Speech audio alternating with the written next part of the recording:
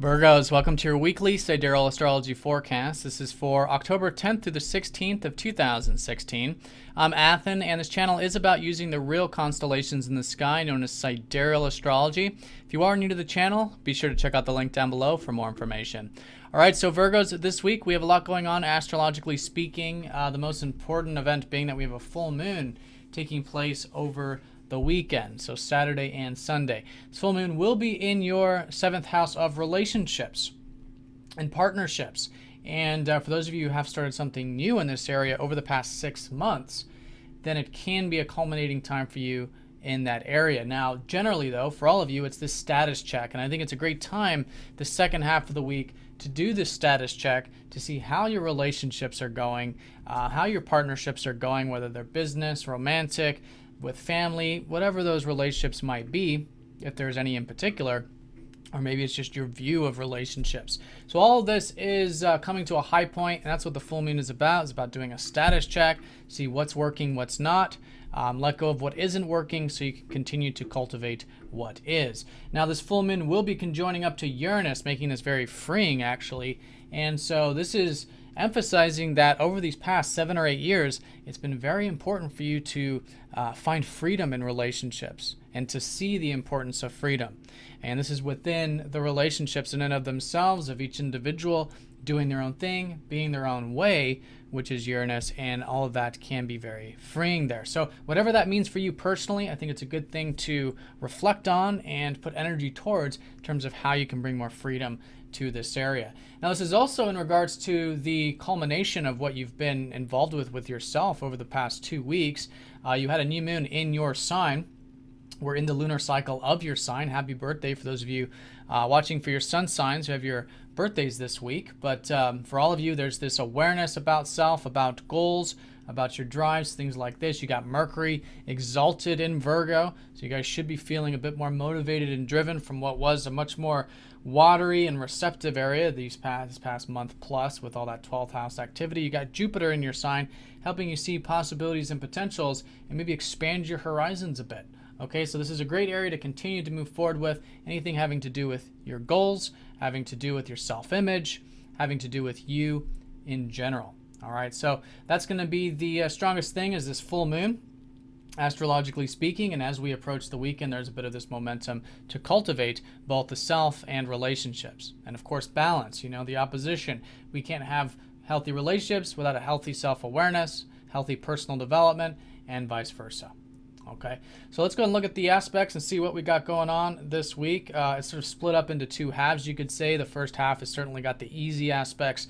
Mercury, your ruler, going over Jupiter. You could be seeing the possibilities, seeing the potentials. Again, this is all about you and where you're headed in life. And so it's a great time, as it has been, but now you could be seeing it, thinking about it, and maybe moving some of these things forward because you have the either inspiration or you can see what is possible. Now Venus will be trining up to Chiron, so there's a bit of healing taking place this week.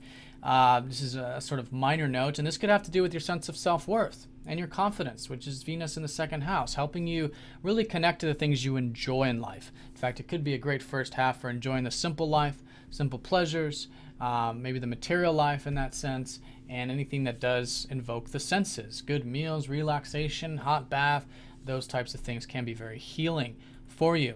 Now, Mars will be sextiling up to Neptune on a minor note, so there's a bit of easygoingness here this first half. And a lot of this might be from the motivations that you've recently had to get in contact with your roots, which has been Mars at the bottom of the chart. Now, your motivation levels might be at a low because Mars likes to be at the top. And although there's a lot going on for you, if you are feeling a bit of lower energy here with Mars, a great way to challenge the Mars, or to challenge yourself, is to see what motivates you with home. See what motivates you with family and even your health. And these are really good areas to put positive energy into. This can be the source of motivation. Obviously, Mars isn't totally comfortable in terms of us wanting to get active and motivated with what is a very secure and protective area of the chart. Home, family, roots, these are more stable things. But if you can find the energy there, if you can find the motivation there, whether it's with your sentiments about family, about your health, whatever, it's a great place to move things forward, especially this first half of the week where you can find a bit of that easygoingness with that.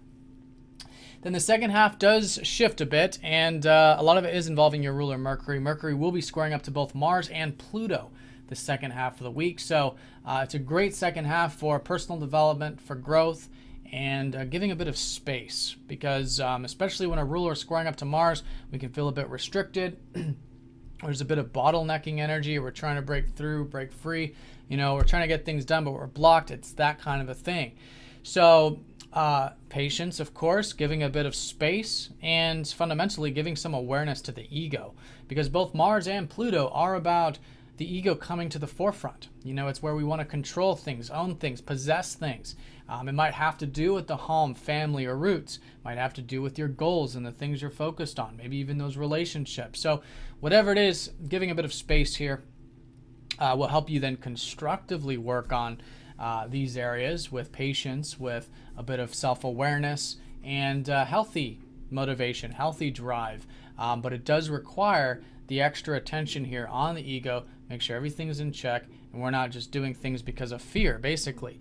Both of these planets, and what the ego reacts to is fear. So it's a great second half to see where there might be some fears, there might be some control, there might be some wanting to have things be a certain way. And if you're feeling that, conscious attention, meditation, these types of things can help you balance out that energy. And as a result, it can be very constructive there with those key areas. Again, yourself, relationships, and your roots. Now, with that being said, Mercury is actually sextiling up to Saturn in the middle of all this. So there is, I think, a willingness to be patient, which is good.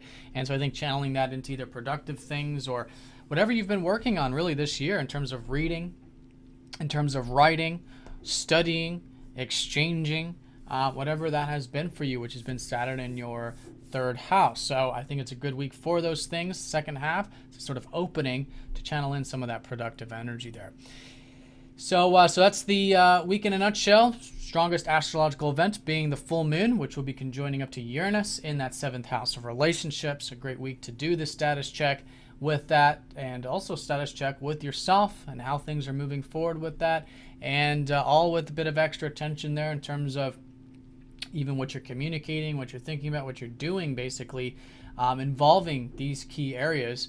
And I think you can find it very constructive, very transformative, and again, a great inspiration to continue to move things forward, because there's a lot of positive energy here in your first house. All right, so Virgos, have a fantastic week. Thank you for watching, and I'll see you all next week.